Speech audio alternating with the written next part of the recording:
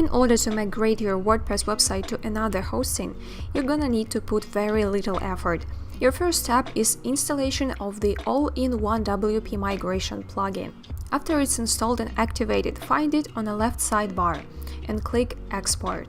If you don't want some specific parts of your WordPress website to be exported, just tick the corresponding boxes. Choose the file format to which the plugin will export your website. Next, when you have the file downloaded to your computer, go to the website where you want to upload your WordPress site. Here you will also need to install all-in-one WP migration plugin and click Import. And that's pretty much it, just drag and drop the file with the website data.